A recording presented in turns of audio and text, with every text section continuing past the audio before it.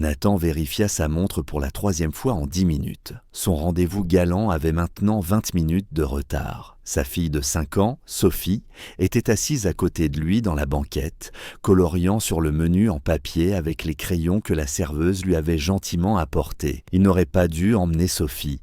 Sa sœur avait proposé de la garder, mais Sophie avait eu ce regard plein d'espoir quand elle avait entendu que papa allait rencontrer une amie pour déjeuner. Depuis qu'elle était entrée à la maternelle et qu'elle avait remarqué que tous les autres enfants avaient 2 parents, elle ne cessait de demander une nouvelle maman. La femme de Nathan, Rachel, était morte d'un cancer 3 ans plus tôt. Certains jours, il avait l'impression que cela faisait 30 ans, d'autres que c'était hier. « Papa, j'ai faim », dit Sophie sans lever les yeux de son dessin. « Je sais, ma chérie. » Attendons encore quelques minutes. Son téléphone vibra. Un message de la femme qu'il devait rencontrer. « Désolé, je ne peux pas venir. Quelque chose est arrivé. » Nathan ferma les yeux. Il avait su que c'était une mauvaise idée. Son associé avait insisté pour arranger ce rendez-vous, affirmant que Nathan devait tourner la page, que Sophie avait besoin d'une figure maternelle. Mais on ne remplaçait pas quelqu'un comme Rachel. On ne pouvait pas simplement télécharger une nouvelle épouse comme une application. « Papa, regarde cette dame », chuchota Sophie en pointant vers le comptoir. « Sophie, ce n'est pas poli de montrer du doigt », répondit Nathan machinalement. Mais il regarda quand même. Une jeune femme se tenait à la caisse, dans la vingtaine avancée, avec des cheveux blond miel et un visage fatigué. Elle portait une robe d'été délavée, qui avait connu de meilleurs jours et comptait de la petite monnaie sur le comptoir, tandis qu'un tout petit s'accrochait à sa jambe. Le petit garçon ne devait pas avoir plus de 3 ans, le visage collant de ce qui semblait être des larmes séchées. « Je suis désolée, disait la femme à la caissière. Je pensais avoir assez... Pouvez-vous enlever le sandwich? On partagera juste la soupe. »« Papa, elle a l'air triste, » murmura Sophie. « Comme toi, parfois, quand tu crois que je dors. » La poitrine de Nathan se serra. Sa fille était bien trop perspicace pour son âge. La femme prit sa soupe et se tourna vers la salle, cherchant une table. Toutes les places étaient occupées, sauf la leur. C'était l'heure du déjeuner du samedi, et le petit café était plein de familles. « Papa, » dit Sophie, plus fort cette fois. « Cette dame ressemble à maman. » Nathan regarda à nouveau. Elle ne ressemblait pas vraiment à Rachel. Rachel avait les cheveux plus foncés, d'autres traits. Mais il y avait quelque chose dans l'expression de cette femme, une douce tristesse mêlée de détermination, qui lui rappela sa femme pendant la maladie, cette façon de se battre pour rester forte pour ceux qu'on aime. Avant que Nathan puisse l'arrêter, Sophie était descendue de la banquette et s'était avancée vers la femme. « Excusez-moi, dit-elle d'une voix claire et assurée. Vous et votre petit garçon, vous voudriez venir vous asseoir avec nous? On a de la place. Et l'ami de papa n'est pas venu. » La femme sembla surprise. Elle jeta un coup d'œil à Nathan, puis de nouveau à Sophie. « Oh ma chérie, c'est très gentil. Mais ça ira, dit-elle doucement. »« Mais toutes les tables sont prises, insista Sophie, et votre petit garçon a l'air affamé. On a une grande banquette. » Nathan se leva et s'approcha, gêné mais touché par la compassion de sa fille. « Je suis désolé, dit-il. Ma fille est un peu directe, mais elle a raison. Nous avons largement de la place si vous voulez vous joindre à nous. Aucune obligation. » La femme regarda le café bondé, puis son fils qui commençait à pleurnicher à nouveau. Elle semblait épuisée, comme quelqu'un qui tenait à peine le coup. « Vous êtes sûr ?» demanda-t-elle doucement. « S'il vous plaît, » dit Sophie en lui prenant la main libre. « Je veux partager mes crayons, décida-t-elle. » La femme laissa alors Sophie la guider jusqu'à leur banquette. Nathan l'aida à s'installer, et Sophie poussa aussitôt ses crayons de l'autre côté de la table, vers le petit garçon. « Je m'appelle Nathan, » dit-il en lui tendant la main, « et voici Sophie. »« Moi, c'est Olivia, » répondit la femme en serrant sa main. « Et voici mon fils, Jake. »« Salut Jake, » dit joyeusement Sophie, « tu aimes colorier? Je dessine un château de princesse. » Jake hocha timidement la tête et prit un crayon bleu. « Alors, » dit Nathan, cherchant à briser le silence maladroit, « vous venez souvent ici?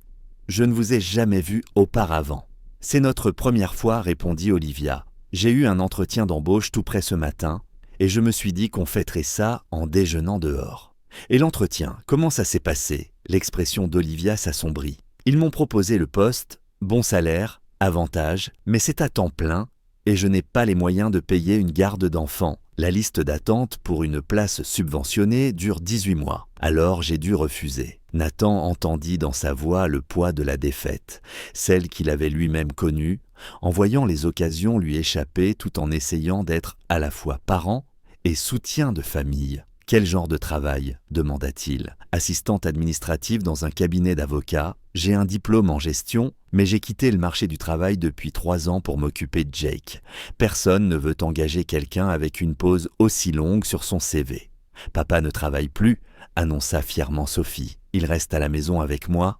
Ce n'est pas tout à fait vrai, ma chérie, dit Nathan avec un doux sourire. Je travaille à la maison maintenant. Avant, j'avais un bureau en centre-ville. Mais après la mort de maman, j'avais besoin de passer plus de temps avec toi. »« Votre femme est décédée ?» demanda Olivia doucement.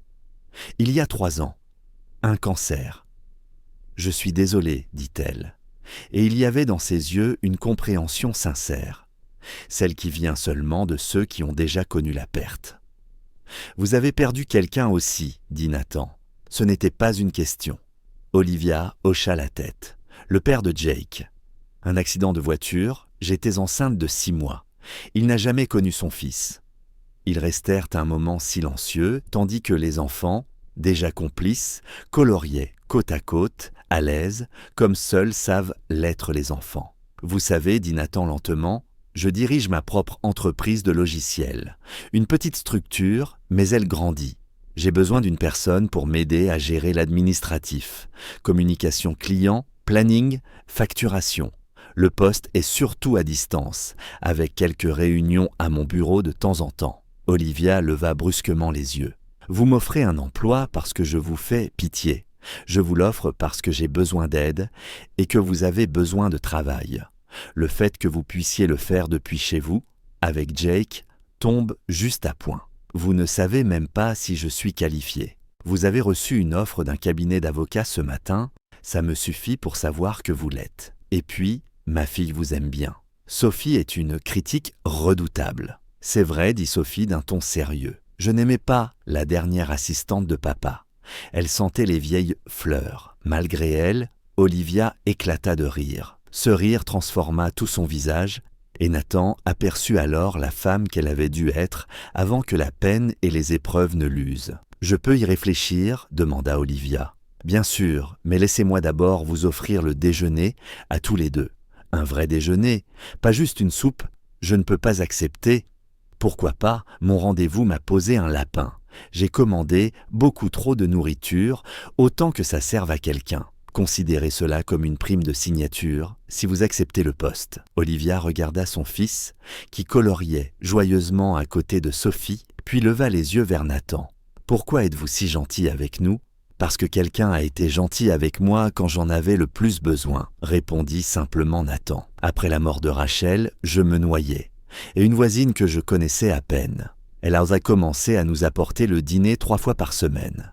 Pendant 6 mois, elle refusait qu'on lui dise non. Elle disait « Le chagrin est déjà assez lourd, inutile d'y ajouter la faim. » Je n'ai jamais oublié cette gentillesse. Ils ont déjeuné ensemble. Sophie et Jake sont devenus amis instantanément, comme seuls les enfants savent le faire. Olivia a raconté à Nathan ses études, son parcours professionnel, ses rêves de pouvoir offrir une vie stable à son fils. Nathan lui a parlé de son entreprise, de son travail, de ce dont il avait besoin. Quand ils eurent fini de manger, Olivia accepta le poste. « À une condition, dit-elle. Vous me payez équitablement, pas un salaire de charité, mais pas exagéré non plus. Juste ce que vaut le poste. »« Marché conclu, » répondit Nathan en lui serrant la main. 3 mois plus tard, Olivia était assise à sa table de cuisine, travaillant sur une proposition pour un client, tandis que Jake jouait avec ses blocs à côté. Son nouvel ordinateur portable, offert par la société de Nathan, ronronnait doucement. Le travail avait tout changé, revenus réguliers, assurance santé pour elle et Jake, la possibilité de rester à la maison avec son fils. Mais plus encore, elle avait trouvé une amitié. Nathan prenait de ses nouvelles chaque jour, pas seulement pour le travail, mais aussi pour la vie. Ils avaient laissé commencer à déjeuner ensemble 1 fois par semaine, avec leurs enfants. Sophie avait déclaré que Jake était son meilleur ami et exigeait des rendez-vous de jeu réguliers. Peu à peu, avec prudence, quelque chose grandissait entre Nathan et Olivia. non pas pour combler le vide laissé par la perte, mais pour construire quelque chose de nouveau à côté du souvenir de ce qui avait existé avant.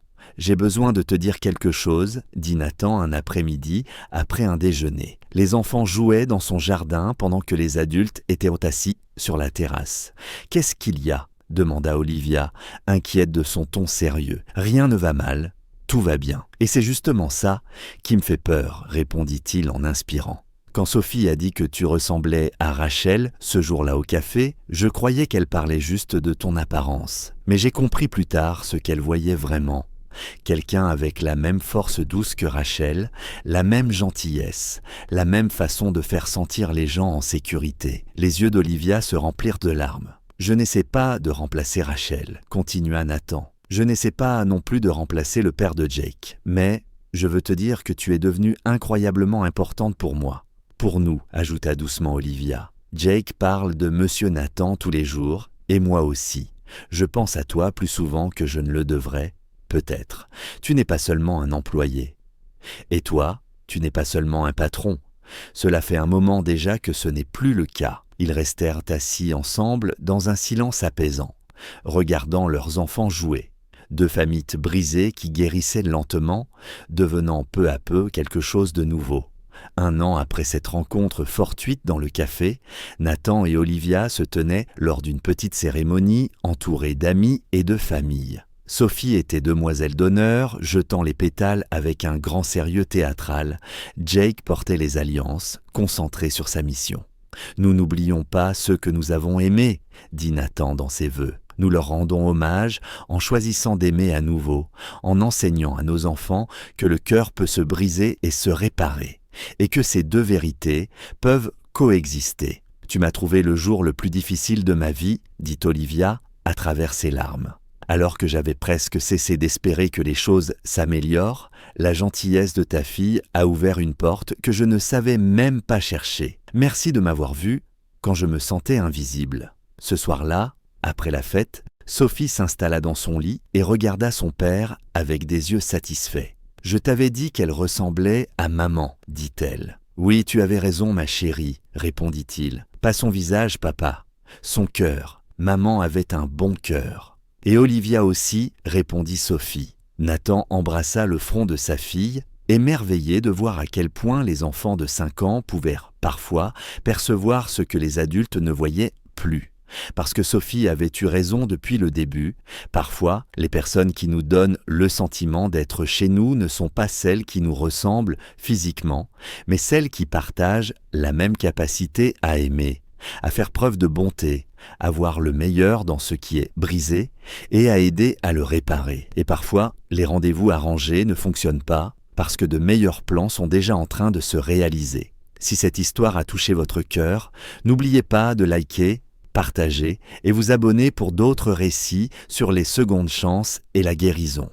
Commentez ci-dessous et racontez-nous une fois où l'innocence d'un enfant vous a aidé à voir quelque chose que vous aviez manqué. Parfois, ce sont nos tout-petits qui portent la plus grande sagesse.